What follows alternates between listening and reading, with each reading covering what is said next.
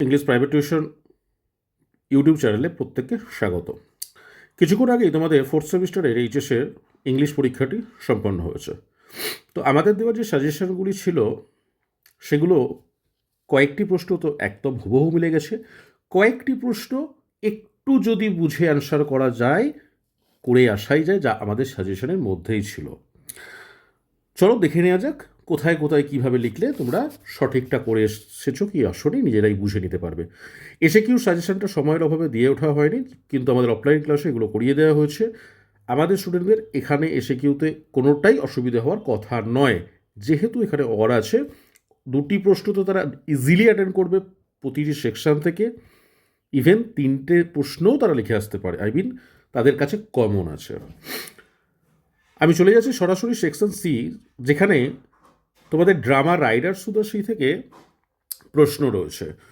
ওখানে এর প্রশ্নটি এসেছে রোল অফ দ্য সি, যেটি আমাদের সাজেশন যারা ফলো করেছো সেখানে কোশ্চেন নাম্বার 3 র্যাপিড রিডার সেকশানে, ড্রামা সেকশানের কোশ্চেন নাম্বার 3তে আমাদের সাজেশনে এই হুবহু একই প্রশ্ন রয়েছে।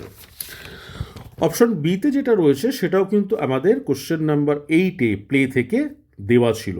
তাহলে 10টি প্রশ্ন দিয়েছিলাম, যার মধ্যে 2টি কমন এসেছে, যেটা আমি আগেই বলেছিলাম ভাগ্য সুপ্রশ্ন হলে এই প্রশ্নের কমনটা কিন্তু পাবে। পরবর্তী প্রশ্ন সেকশন ডিতে, যেটি ডাউন দ্য র্যাবিট হোল থেকে এসেছে। তো ডাউন দ্য র্যাবিট হোলের প্রশ্নটিও তোমাদের এই প্রশ্নের মধ্যেই দেয়া ছিল।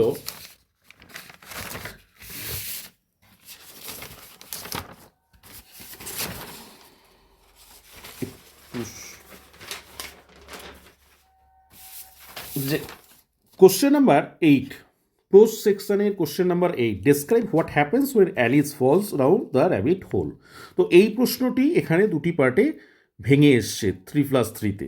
তাহলে এটা অ্যাটেন্ড করতেও খুব বেশি সমস্যা হওয়ার কথা নয়।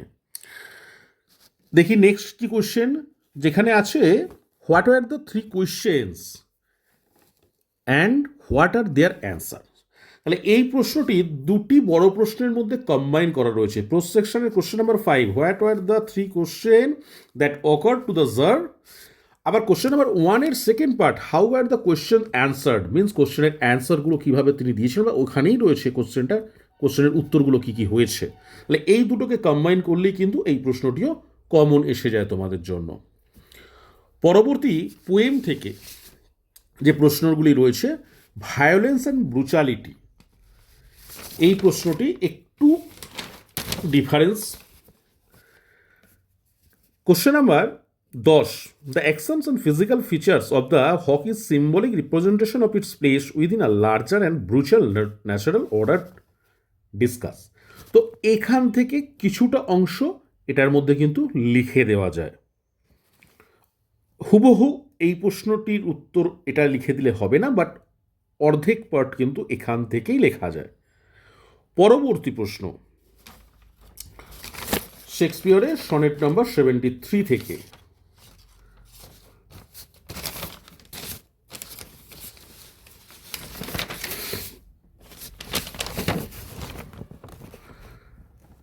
how does the image of autumn reflect the speaker's awareness of his mortality in William Shakespeare's sonnet 73?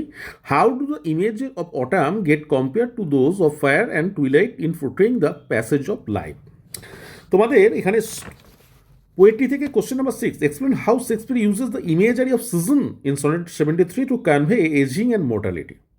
সুতরাং এই প্রশ্নটাকে ওখানে পার্ট করে দিয়েছে, যেটি সিজন মানে সিজনের নেমটি মেনশন করে দিয়েছে অটাম, সেটা কিন্তু তোমরা এখানে এই ফ্ল্যাট কোশ্চেনটাকে যদি পার্ট করে লিখে আসতে পারো, একদম কিন্তু উত্তরটা সঠিক হয়ে যাবে। পরবর্তী, discuss the ecological concern expressed Karl Dennis the greenhouse effect. এই প্রশ্নটি ফ্ল্যাট কোশ্চেন হিসেবে দিয়েছে। আমাদের দেওয়াই ছিল কোশ্চেন নাম্বার 18-এ, what is greenhouse effect, what warning does the poet give us about climate change in the poem the greenhouse effect. তাহলে এই প্রশ্নটাই হচ্ছে ইকোলজিক্যাল কনসার্নসের প্রশ্ন, বা যারা সেন্ট্রাল আইডিয়া অফ দ্য পোয়েমটা পড়ে গিয়েছো এবং সেখানেও ওয়ার্ন করার বিষয়টা ক্লাইমেট চেঞ্জ নিয়ে লেখক দেওয়া ছিল, এখান থেকেও প্রশ্নটা কিন্তু লিখে দেওয়া যায়। এটা তোমাদের 3টি সেকশনের বড় প্রশ্ন নিয়ে আলোচনা করে দিলাম। পরবর্তী রয়েছে, আমি বারবারই এসের প্রতি গুরুত্ব দিতে বলেছিলাম আমার ছাত্রছাত্রীদেরকে, যে এসে করে যাবে, কারণ দুটো রাইটিং অ্যাটেন্ড করতে গিয়ে তোমরা হয়তো সময়টা অপচয় করে ফেলবে ব্লগ অ্যান্ড ইমেলের ক্ষেত্রে। সেক্ষেত্রে যদি তোমার কমন পড়ে যায় এসে, অবশ্যই এসে অ্যাটেন্ড করবে। আমাদের এসের যে সাজেশন ছিল সেখানে একদম এক নম্বরের প্রশ্ন ছিল impact of social media on societal interaction. Societal ইন্টারাকশনের জায়গায় তোমাদেরকে অন দ্য ইয়ার্থ দিয়েছে। সো এটা খুব বেশি কি ঘুরিয়ে দিয়েছে? একেবারেই না। তোমরা ইজিলি এটাও অ্যাটেন্ড করে আসতে পারো।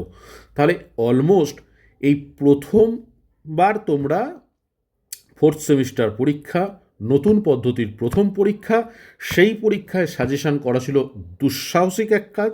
সেই দুঃসাহসিক কাজটা আমরা করে দেখিয়েছি। আশা করি তোমাদের পরীক্ষা ভালো হয়েছে। প্রত্যেকে আগামী পরীক্ষাগুলো যাতে ভালোভাবে দিতে পারো তার শুভকামনা রইল, এবং ভবিষ্যতের জন্য অনেক অনেক শুভেচ্ছা রইল। ধন্যবাদ।